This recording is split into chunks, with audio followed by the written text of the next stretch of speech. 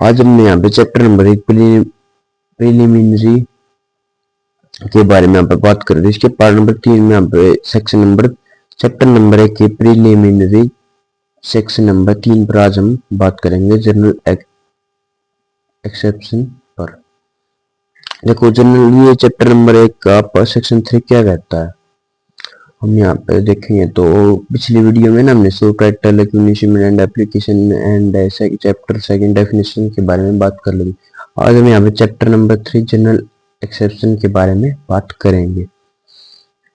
सबसे पहले section 3 general exception वो जनरल एग्जाम्पलेशन थ्रू आउट दिस संहिता। देखो इसमें समझने को फर्स्ट पॉइंट क्या कहता है। Throughout this Sanhita, every definition of an offence, every penal provisions, and every illustrations of every such definitions or penal provisions shall be understood subject to the exceptions contained in the chapter entitled General Exemplations. Through those examinations are not repeated in such definitions, panel प्रोजेस और illustration. इसमें क्या बताया गया है, अगर हिंदी में इसका अर्थ देखेंगे तो इस संहिता में अपराध की हर परिभाषा, हर दंड प्रावधान और हर उदाहरण को सामान्य अपवाद अध्याय में दिए गए अपवादों के दिन समझा जाएगा, भले ही अपवाद हर जगह दोहराए न गए। यानी कि अगर सिंपल लैंग्वेज में समझे ना तो मैं आपको सिंपल लैंग्वेज में बताऊं तो इसमें क्या बताया गया है कि देखो मतलब यह है कि जब भी हम किसी अपराध की परिभाषा पढ़ते हैं तो हमें ध्यान रखना होगा कि जनरल एक्सेप्शंस अपने आप लागू होते हैं। उदाहरण के लिए अगर किसी अपराध परिभाषा में यह नहीं लिखा है कि बच्चा अपराध नहीं कर सकता तो भी जनरल एक्सेप्शन के अनुसार बच्चा अपराध का दोषी नहीं। कुछ जनरल एक्सेप्शन उपवाद जनरल क्या है मतलब ये है इलिस्ट्रेशन से। देखो इसमें क्या बताया गया, this sections in this Samhita which contain definitions of offences do not express that a child under 7 years of age cannot commit such offenses, but the definitions are to be understood subject to the general exception which provides that nothing shall be an offence which is done by a child under 7 years of age। इसमें क्या बताया गया, इसमें दिया गया है कि जैसे कि देखो इस संहिता सेक्शन यानी कि इस संहिता की परिभाषा में यह लिखा है कि 7 वर्ष से कम आयु का बच्चा अपराध नहीं कर सकता, लेकिन सामान्य अपवाद कहता है कि 7 वर्ष से कम आयु के बच्चे द्वारा किया गया कार्य अपराध नहीं होगा। यानी कि सिंपल लैंग्वेज में तो ये स्पष्ट किया गया है कि कानून बच्चों को एक सीमा तक अपराध से मुक्त करता है। 7 साल से कम उम्र का बच्चा अपराध की समझ नहीं रखता, इसलिए उसके कार्य को अपराध नहीं माना जाएगा। पार्ट इसका भी क्या कहता है इलिस्ट्रेशन का, a police officer without warrant apprehends Z who is committed murder.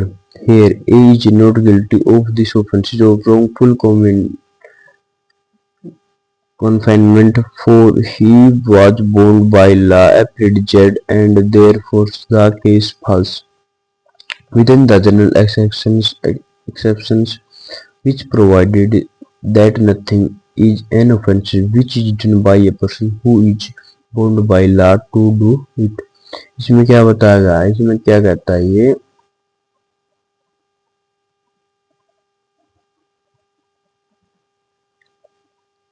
इसमें बताया गया है कि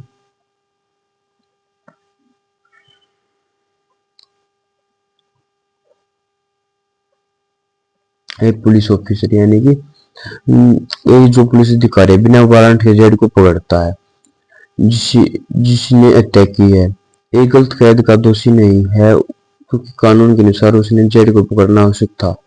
ये उदाहरण बताता है जैसे कि मान लीजिए ये उदाहरण बताता है कि अगर कोई व्यक्ति कानून के अनुसार कार्य करता तो वो अपराध नहीं होता। पुलिस अधिकारी करता अपराधी को पकड़ना, इसलिए उसका कार्य अपराध नहीं माना जाएगा। इसमें ये बताया। अब हम यहाँ पे पार्ट नंबर 2 की बात करते हैं। एवरी एक्सप्रेशन, हाँ पार्ट नंबर 2 में क्या बताया गया है, इसमें एवरी एक्सप्रेशन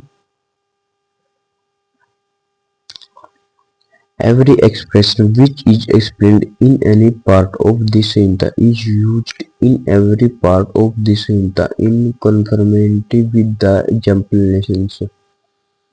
उसमें क्या बताया गया है देखो, इस sentence किसी भी भाग में जो शब्द समझाएगा उस sentence के हर भाग में उसी अर्थ में प्रयोग किया जाएगा। मतलब यानी कि एक बार किसी शब्द का अर्थ तय कर दिया गया तो अब पूरे कानून में उसी अर्थ में इस्तेमाल होगा, इसमें भ्रम नहीं होगा। इसमें part number 3, when property is in the possession of a person, suppose clerk or servant, on account of that person, it is in that person possession with the meaning of in this Samhita.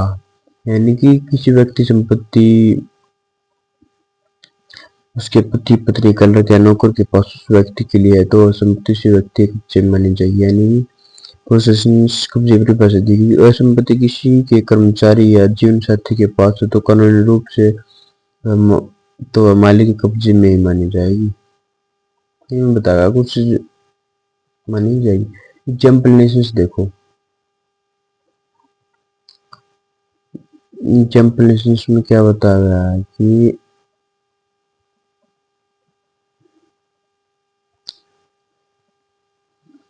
a person employed temporarily over on a particular occasion in the capacity of a clerk for servant is a clerk or servant within the meaning of this subsections।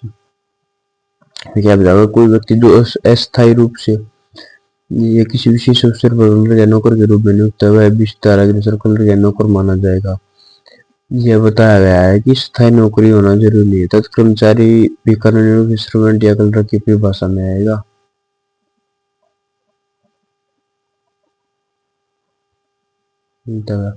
Part number 4 की बात करते हैं। In every part of this Sanhita except where a contrary institutions appear from the context word which refer to act then extend also to illegal omissions।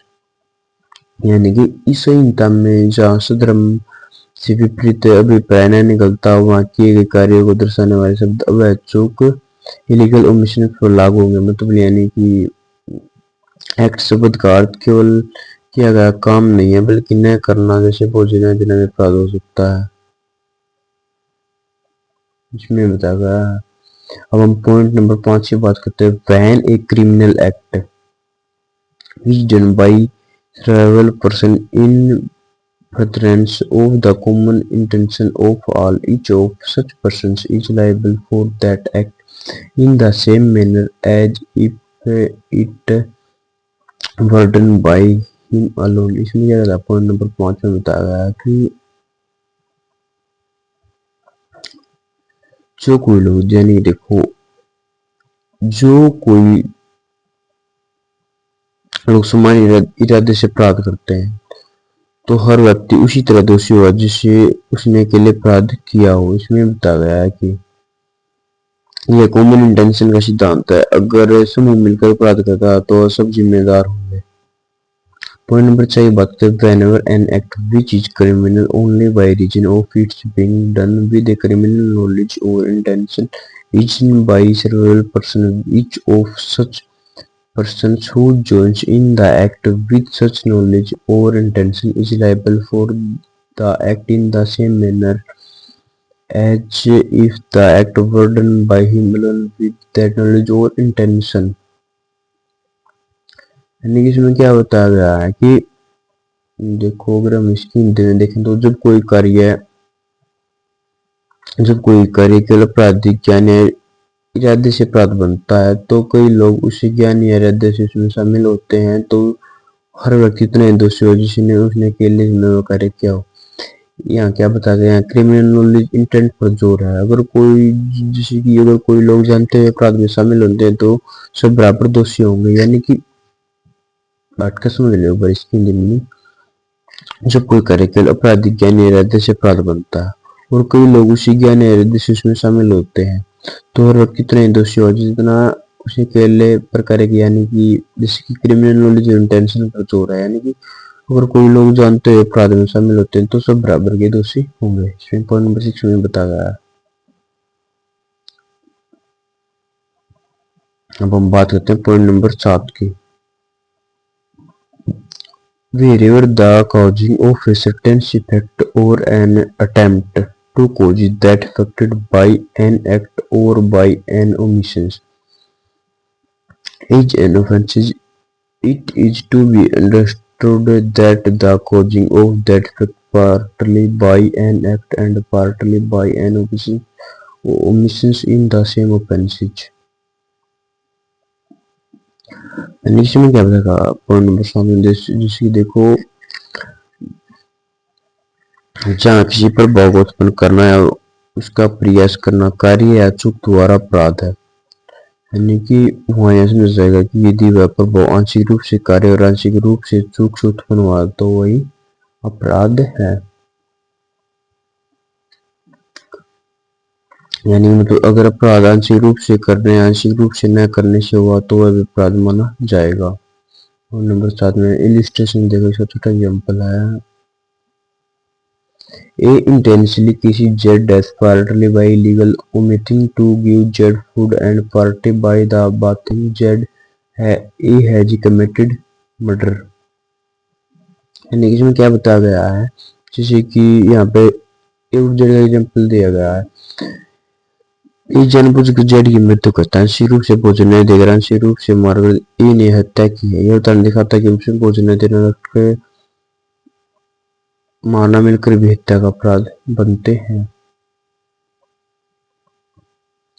Point number 8 की बात करते हैं। When an offence is committed by means of survival acts, whoever intentionally cooperates in the commission of that offence by doing any one of those acts, either singly or jointly with any other person, commits this offence। यानी इसमें क्या बताया गया है कि इसमें देखो, इसमें बताया गया है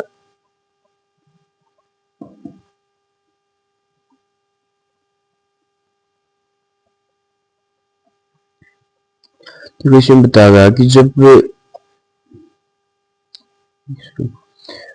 इसमें बताया गया जब कोई अपराध कई कार्यों से किया जाता है तो वह व्यक्ति जानबूझकर उन कार्यों में से किसी एक कार्य करता है, चाहे अकेले या किसी अन्य साथ मिलकर, तो वह अपराध का दोषी होगा। यह सिद्धांत बताता है कि अपराध को पूरा करने के लिए कई अलग अलग कार्य हो सकते हैं।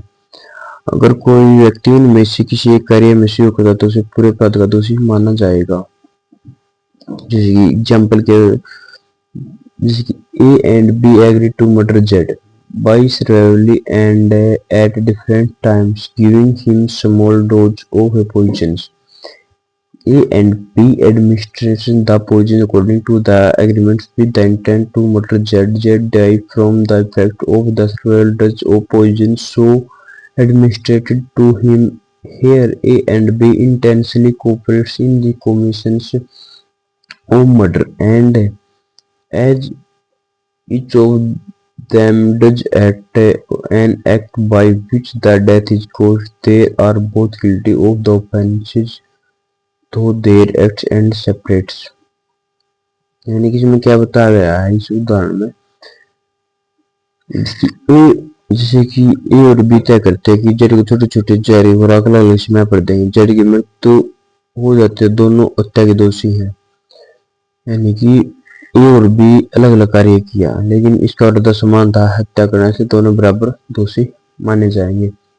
एग्जाम्पल के लिए यहाँ पर हम बी की बात करते हैं। Part number B, A and B are joint jeweller and as such have the charge of Z a person alternately for 6 hours at a time। A and B intending to cause jet death knowledge cooperate in causing that effect by illegal omitting each during the time of each intendence to furnish jet with food supplied to them for that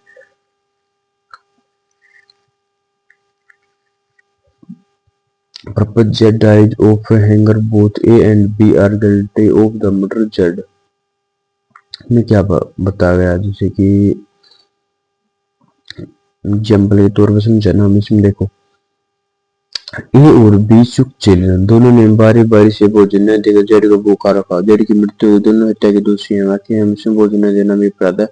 दोनों ने मिलकर सहयोग के इसलिए दोनों हत्या के दोषी हैं।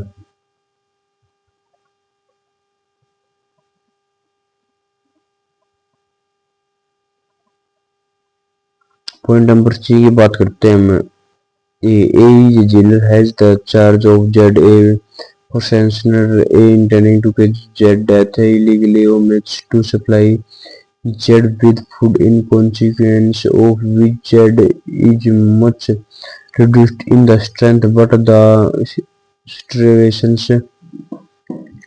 is not sufficient to cause his death. A is dismissed from his office and B suicides him. B without collisions or cooperation with A illegal omits to supply Z with food knowledge on so knowing that he is likely thereby to cause Z death. Z died of the hunger. B is guilty of murder, but A did not cooperate with them. B is guilty only of an attempt to commit murder. इसमें क्या बताया जैसे point number 3 में बताया ए जैसे कि यहाँ पे ए ने भोजन नहीं दिया जिससे जेड कमजोर हो गया लेकिन मरा नहीं। बाद में बी जिलर बना और उसने भोजन नहीं दिया जिससे जेड की मृत्यु हो गई। बी हत्या का दोषी है। ए केवल हत्या के प्रयास का दोषी है। यानी कि यहाँ ए और बी ने सहयोग नहीं किया इसलिए का अपराध अटेम्प्ट टू मर्डर है जबकि बी का अपराध मर्डर है। पॉइंट नंबर 9 की बात करते हैं यहाँ पे।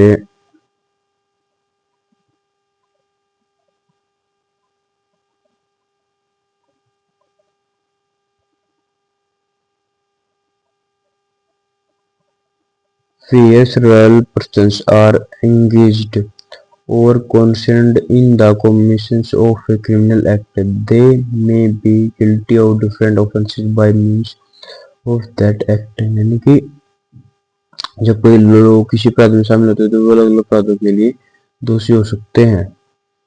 यानी कि तो यह है कि अगर एक ही घटना में अलग अलग लोगों की जिम्मेवारी अलग अलग हो सकती है इसके इरादे परिस्थितियों के आधार पर। जैसे कि A attack Z under such circumstances of grave provocations that his killing of Z would be only capable homicide, not amounting to murder. B having ill will towards Z and intending to kill him, and not having been subject to the provocations assist A in the killing Z. Here, though A and B are both engaged in causing Z death, B is guilty of murder. A is guilty only capable homicide। यानी कि यहाँ दिखाया गया कि एक ही घटना में और भी दोनों शामिल है लेकिन ए का इरादा उकसावे से था जबकि बी का इरादा देश से था इसलिए और भी अलग अलग अपराधों के दोषी हैं।